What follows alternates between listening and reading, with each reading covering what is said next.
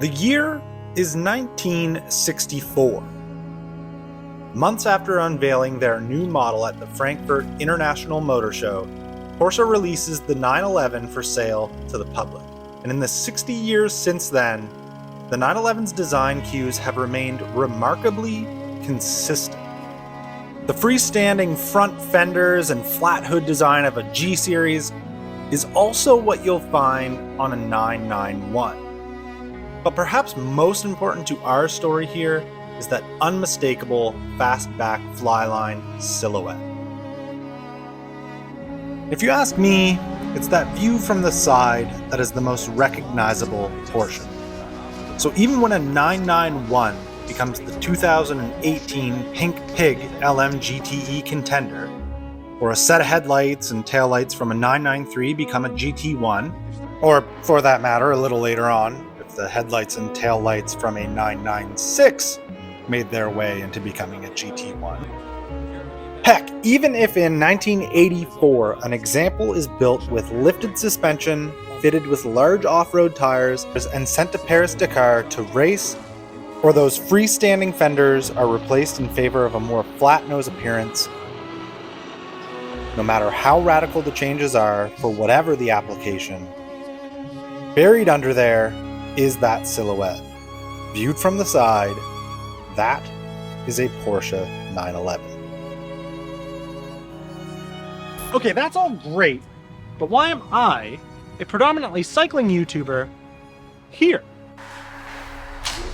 Well, Porsche has an e-mountain bike, and the 911 has had a pretty big influence on its styling. And considering SpinDad is supposed to be a race car channel, but I keep making content about bikes, this seems fitting.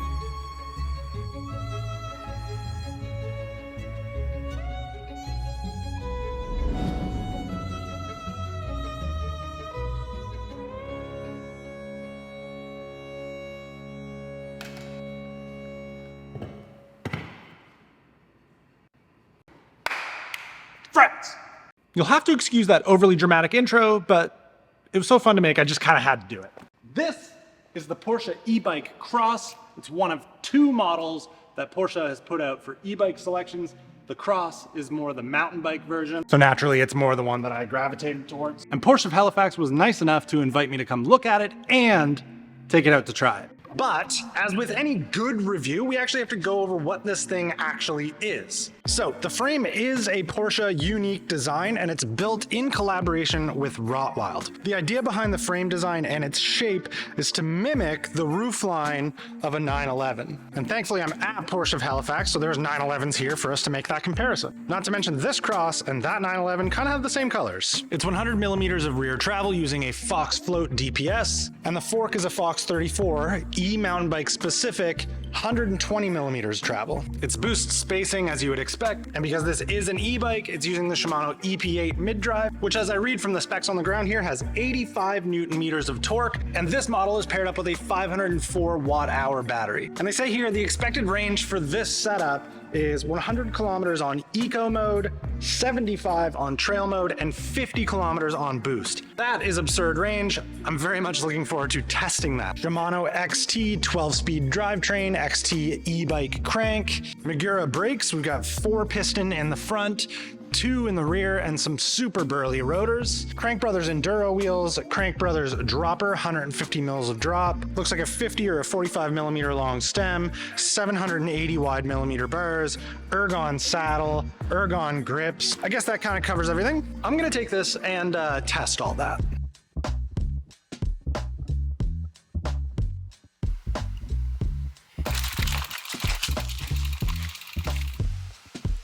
So I think this comes as no surprise, pretty obvious. If I'm gonna have access to an e-mountain bike, I'm gonna bring it here. Pedal access only, Wentworth Mountain Bike Bike Park.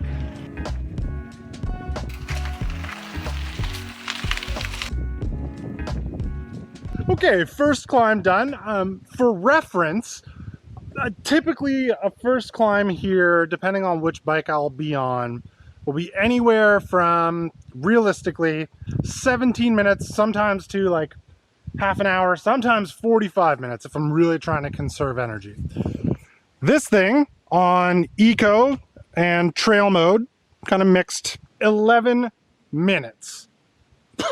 I'm gonna do Hakuna, the flow trail here at Wentworth, because it's nice and long, and it'll give this thing a chance to let the Maguras finally marry to the rotors, because right now, this is a brand new bike, and the brakes, like, they don't work. That's just the way brand new bikes are. At the bottom of this, they'll be biting exactly the way they need to.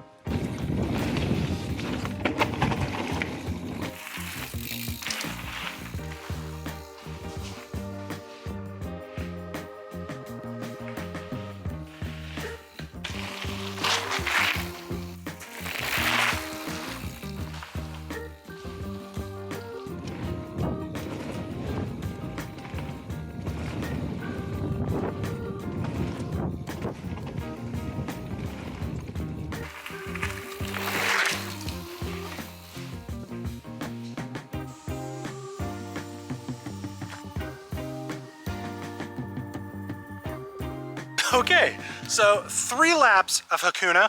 1 to bed the pads to the rotor, working good. 2nd, to enjoy it with the brakes broken in. 3rd, to get all those shots. It all looks like 1 run to you, but it has been 1 hour.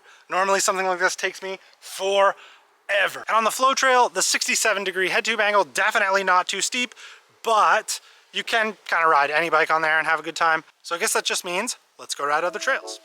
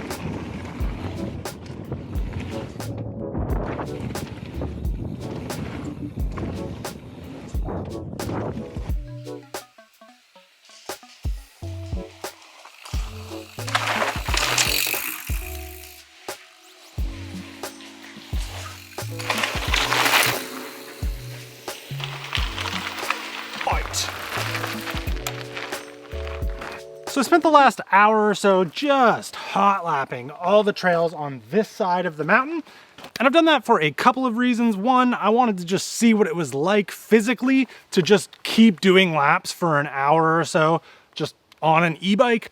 2, I wanted to see what the battery capacity was like. I did lose a light of battery, so I'm down to 3 now. That's pretty good. I think I'm at 23 kilometers so far. 3, I wanted to see what it would be like on all the different trails that there are on this side of the mountain. What number am I on? Anyway, the most important thing is, when am I gonna get the opportunity to get 5 runs in here in 1 hour? Typically I only get 5 total for the entire time that I'm here, which is usually like 4 hours. This is a big deal. Okay, this being a pedal access only bike park, this being an e-mountain bike, I think it's only natural we discuss the climbing capabilities. And to fully discuss the climb and the Porsche e-bike Cross characteristics during the climb, we need a short and sweet lesson on the differences between the 2 different power delivery sensors. The sensor used in the EP8 motor spec'd on the Porsche e-bike Cross is a torque sensor. That means as you push on the pedals, the harder you push, the harder the motor works with you. If you don't put a lot of effort in, the motor doesn't put a lot of effort in. There's every e-bike that I have ever used which uses a cadence sensor. With a cadence sensor, when the bike feels any movement of the crank, it delivers the full power of the mode that you've selected. So if you're on Power 5, say that's a 500 watt motor, it immediately starts giving you 500 watts right away. I had kind of heard about torque sensors, but I didn't really understand why you would want that until I got to like switchbacks like this. So I was honestly a little bit worried because my expectation from all of my previous experience was as I get to turns like this and I'm pressing on the pedals, it might just want to shoot me wide, even though like, but that is literally not the case at all. It just does what you do. So even pedaling like this, it doesn't take off. A little more power. It just does what you do. Completely predictable, so much better than I was expecting. I know for any like really seasoned e-bike reviewer, or if you already have experience riding torque sensor motors, you already know all this, but I didn't. It felt important to put in here. Otherwise, yeah, it's a friggin' motor pushing you up a hill. Obviously, that's sick. So considering the geometry, considering the travel of this thing, the 120 millimeters in the front, the 100 in the rear, and the size of the fork, the 34 millimeter stanchions, this obviously lands directly in the cross-country category for an e-bike. And as such, that's the kind of trails that it's kind of happiest to be on. But it's not that it can't do more. I'm just a little bit held back by the fact that this thing has tubes in it right now. I'm running like pretty high pressure, and it sort of takes away from how good the suspension is working. But if this was my bike that I didn't have to give back, that had my wheels and a tubeless setup on it, there's no reason this couldn't smash through all of the really like techie, rocky, rooty trails that are in here. I'm a little timid to push the bike that hard, but I know it can do it. So it's conflicting, but I'm gonna err on the side of caution, just to be like a decent human being, I think. But what I am really loving is the fact that the suspension works as good as it does.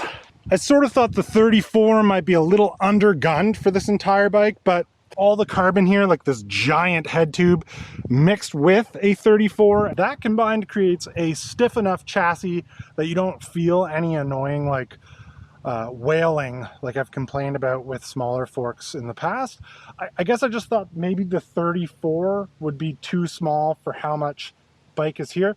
Doesn't seem to be the case. If I owned this, I would probably try and get a hold of something bigger, like a 38, and lower it to try and like make it match the giant head tube a little bit better. Now this has been my favorite part. The shock is very supple, it's tuned well, the rebound is not too fast, so it doesn't buck me as I hit these jumps.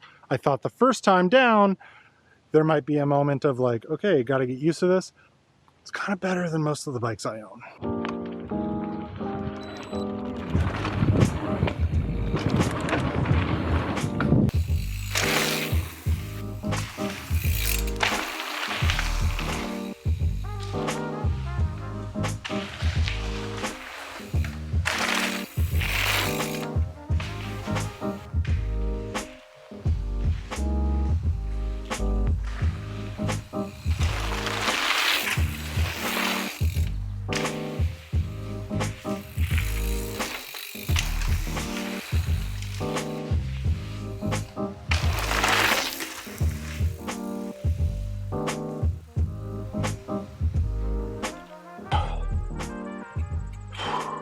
There's no way that that second last bar has much life left, but like I'm done. My plan was to like kill the battery completely to find out how many kilometers it'll do. I just like don't want to. My arms, my legs, I would not have thought the battery would outlast me. So, Strava tells me that I got 39 kilometers out of this battery for this video.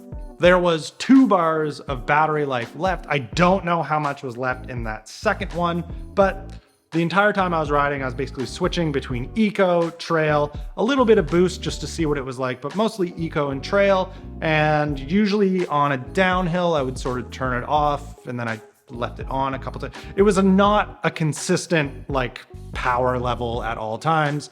I was riding different. I wanted to experience it. Honestly, I'm pretty impressed with the amount of range. Obviously, I'm new to it, so it's like novel. Of course, I want to like see what it's like at full power. I'm kind of using it in an inefficient manner. I could see as I settled into a rhythm, maybe didn't play with it so much, getting even more range, being even better with the battery. So maybe the ranges aren't as far-fetched as maybe I sort of expected. They're probably still optimistic, but you're getting a lot of riding in for the amount of battery you get. Thank you to Porsche of Halifax for trusting me with this thing and giving me free reign to the dealership to shoot video in. If you're interested in knowing more or want to see the Cross in person for yourself, go see the crew at Porsche of Halifax and let them know I sent you.